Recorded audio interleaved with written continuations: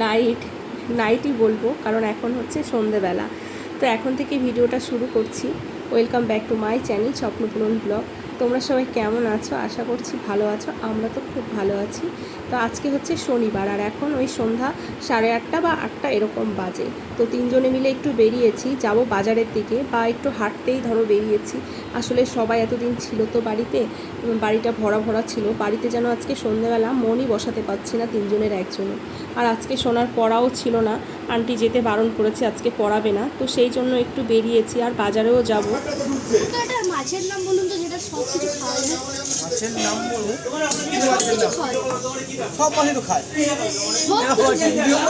আমরা গ্রিন পার্কে অনেকক্ষণই বসেছিলাম, তারপরে চা খেলো সোনার বাবা। তারপরে চলে এসেছি দেখো বিশ্বপাড়া বাজারে। তো ওখানে বসে বসেই ডিসাইড হয়েছে যে কালকে রবিবার, কালকে আর মাংস খাবো না। আসলে বুধবারে ধাবায় মাংস খেয়ে না সবারই যেন একটা মুখে অরুচি এসে গেছে। আসলে খাবার দাবার ভালো লাগেনি তো সেই জন্য সোনা বলল, মা মাছ খাবো, কালকে মাছের ঝোল বানাবে। তো বাজারে এসে দেখি মাছও সেরকম নেই। তো দেখলাম যে কাতলা মাছটাই আছে, আর বেশ টাটকাও। তো লোকটা বলল যে নিয়ে যান, ভালো হবে। তো সেই জন্য এই যে কাতলা মাছটাই আমরা নিয়েছি।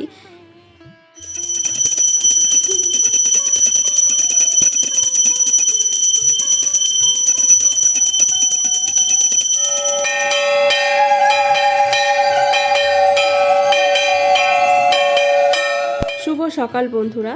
তো আজকে হচ্ছে রবিবার, পরের দিন সকালবেলা থেকে আবার ভিডিওটা শুরু করেছি।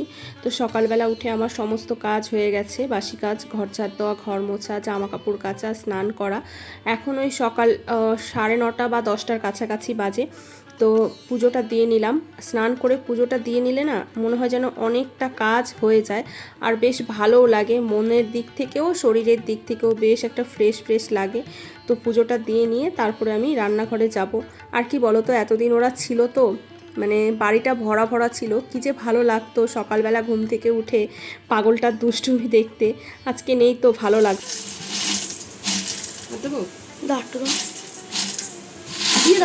টিফিনে না থাক, আমার টিফিনে চাউমিন আছে। দিনগুলো যে কিভাবে ম্যাজিকের মতো কেটে যেত বোঝাই যেত না, মানে সময়ই পেতাম না তখন, যে মানে ভিডিও করার সময় পেতাম না। ভাবতে পারছো তাহলে কিভাবে ব্যস্ত গেছে দিনগুলো। কিন্তু ভালো লাগতো জানো তো, ওই সকালবেলা ঘুম থেকে উঠে, সকালে তো উঠতো না, ওই 10টার দিকে উঠতো পাপা, উঠে এই পিপি এটা সেটা, মানে বক মুখ তো নড়তোই, সঙ্গে হাত পাও নড়তো, কী যে ভালো লাগতো। তো যাই হোক, সবাই তো আর সবার বাড়িতে সারা জীবন থাকতে পারে না, তাই না? সবাইকেই সবার বাড়িতে ফিরে যেতে হয়, সংসারে ফিরে যেতে হয়। তো সোনা বলল, মা আজকে একটু পাস্তা বানাও সকালবেলা। চন্দনও বাড়িতে রয়েছে, আজকে রবিবার ছুটির দিন, বুঝতেই পারছো। তো সেই জন্য এখানে একটু পাস্তা বানাচ্ছি। তো সোনার বাবা বলল যে আমি পাস্তা খাবো না, আমার জন্য অল্প বানাও। মানে ও না পাস্তার থেকে চাউমিনটা বেশি ভালো খায়। তো কি আর করব, চাউমিনটা ছিল না, যা ছিল তাই আর কি বানাচ্ছি। আর আমি না ডিমটা ভাজতে ভুলে গেছি আগে, সেই জন্য আবার আলাদা একটা কড়াইতে ডিমটা ভেজে নিলাম। আমাদের বাড়িতে না কি হয় বলো তো, ওই পেঁয়াজের মধ্যে, পেঁয়াজ আলুর ভেতরে ডিমটা দিলে না মুখে পড়ে না, ওদের নাকি ভালো লাগে না, আমারও ভালো লাগে না। ডিমটা আলাদা করে ভেজে নিলে বেশ দেখবে মুখের মধ্যে পড়ে ডিমগুলো, ভালো লাগে খেতে। তো এখানে প্রথমে অল্প করেই বানাচ্ছিলাম, তারপরে সোনা আবার ভালো খায় এইসব পাস্তা চাউমিন এইসব জিনিস। তারপর আবার আরেকটু দিলাম, দেখতে পেলে সোনা বললো না একটু বেশি করে করো। আসলে কি বলো তো, ওর না বারবার করে শুধু খিদে পায় সারাদিনে, ও একসঙ্গে খেতে পারে না, একটু একটু করে বারবার শুধু মুখটা শুধু নড়তেই থাকে। সারাদিনে যে কতবার ফ্রিজ খুলবে তার ঠিক ঠিকানা নাই। ফ্রিজে খাবার থাকুক না থাকুক, ওই ফ্রিজটা খুলে একটু দেখবে, এটাই হচ্ছে ওর শান্তি। যাই হোক, আমার হচ্ছে পাস্তা বানানো একদম রেডি। সসটা শেষ হয়ে গেছে, সস আনতে যেতে ভুলে গেছি বলতে আর কি সোনাকে। আর বলবো কি, সকাল থেকে কন্টিনিউ যা বৃষ্টি হচ্ছে, দোকানে পাঠাতেই ভয় লাগে, প্রচুর পরিমাণে বৃষ্টি হচ্ছে। ঘুম থেকে চোখ খুলেই দেখি বাইরে ঝমঝমিয়ে বৃষ্টি, মানে জানলাটা খুলেছি দেখি ঝমঝমিয়ে বৃষ্টি।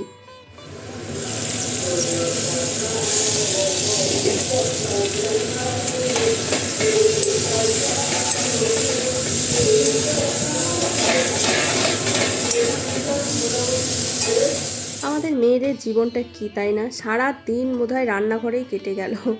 দেখো সকাল থেকে ওই পুজো দেওয়া, স্নান করা, তারপরে রান্নাঘরেই টাইমটা কেটে যাচ্ছে বেশিক্ষণ। তো এখানে মাছের ঝোল করব। কালকে তো বললামই যে মাছ নিয়ে এসেছি, আর কাতলা মাছটাই নিয়ে এসেছিলাম, আর নিয়ে এসেছিলাম ফুলকপি। আমারও না একটু আলু ফুলকপি দিয়ে কাতলা মাছের ঝোল খেতে ইচ্ছা করছিল। তো তো ফুলকপি বাজারে উঠে গেছে, সেরকম খুব একটা ভালো বলবো না, মানে খুব একটা ভালোও না আবার খুব একটা খারাপও না। তো রান্না করি, আর কি বলো তো, সিজনের জিনিস তো, মানে অফ সিজনে খুব একটা ভালো লাগে না, তবুও ওই যে মুখের স্বাদ খেতে ইচ্ছা করে, ওইটাই হচ্ছে কথা। তো তোমাদের বললাম না যে বৃষ্টি হচ্ছে কন্টিনিউ, দেখো বৃষ্টিটা থামার কোনো নামই নেই, মানে একেবারে মানে অঝরসে ঝরেই যাচ্ছে, কোনো যে কমবে বা বাড়বে তার কোনো হিসাব নেই, মানে চলছে। তো ভাতটা না সবার লাস্টে করেছি, আসলে ভুলেই গেছিলাম যে ভাত হয়নি, তরকারি হয়ে গেছে, এদিকে ভাত করার কথা ভুলেই গেছি। দেখো আমার বাসনপত্র ধোয়া হয়ে গেছে, সব কিছু সিঙ্ক পরিষ্কার করা হয়ে গেছে, তারপরে মনে পড়েছে এই তো ভাত তো করিনি আমি। কেন? হ্যাঁ কর। দেখাও কিরকম হচ্ছে।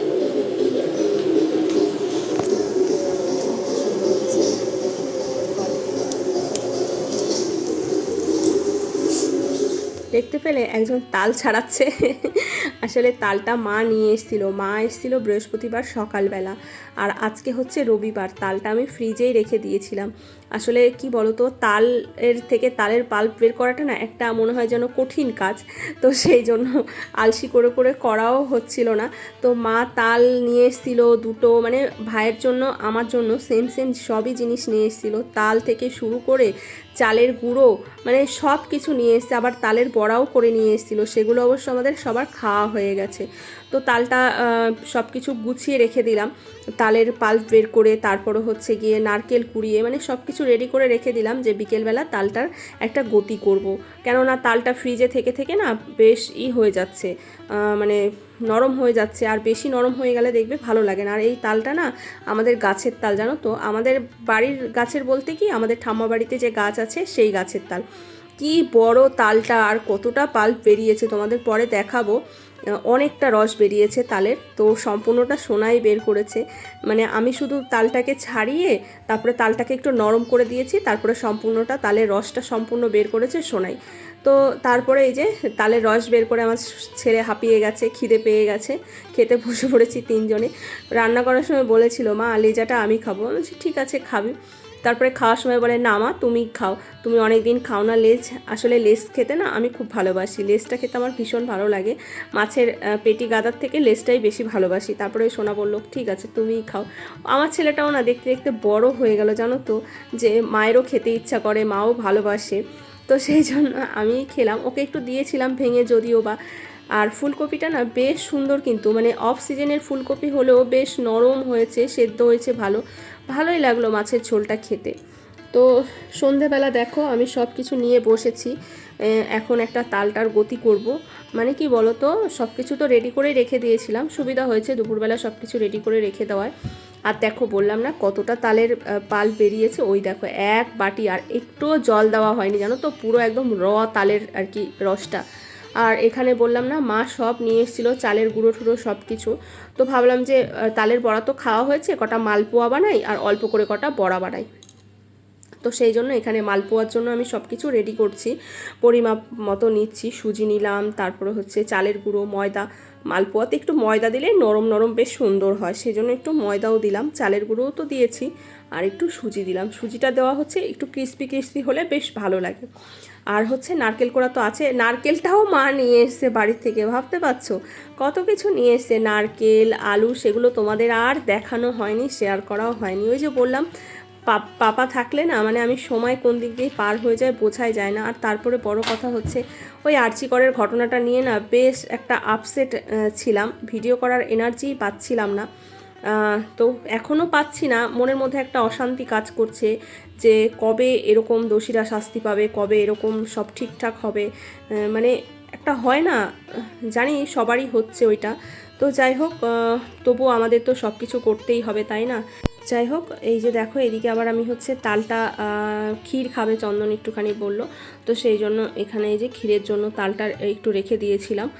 এখানে হচ্ছে দুধ দিয়ে দিয়েছি তালের মধ্যে। তালের ক্ষীর বলতে ওই দুধ দিয়ে ঘন করে তালের রসটাকে জাল দেওয়া, নারকেলও দেবো একটুখানি। আর এদিকে দেখো তালের ক্ষীরটা কি দারুণ হয়েছে না দেখতে, খেতে কিন্তু দারুণ হয়েছে। আমি না আগে এসব পছন্দ করতাম না, জানি না দিন দিন কেন বেশ ভালো লাগে এসব খেতে। তো যাই হোক, মোটামুটি আমার সব কিছু কমপ্লিট হয়ে গেছে। তালের বড়া, তালের মালপোয়া, তারপর হচ্ছে তালের ক্ষীর। এই দেখো রান্নাঘরটাও পরিষ্কার করে নিয়েছি, দেখো সম্পূর্ণ একদম রেডি। আর তালের মালপোয়াটা না বেশ সুন্দর নরম হয়েছে। এই প্রথম আমি মালপোয়া বানালাম, এর আগে আমি তালের বড়া বানিয়েছি কিন্তু মালপোয়া বানাইনি। মালপোয়াটা কি নরম তুলতুলে হয়েছে, এত ভালো হয়েছে খেতে। আর বড়াটাও হয়েছে মোটামুটি, খুব একটা শক্ত বা খুব একটা নরমও হয়নি। যাই হোক, ভিডিওটা ভালো লাগলে অবশ্যই লাইক, কমেন্ট, শেয়ার করে দিও।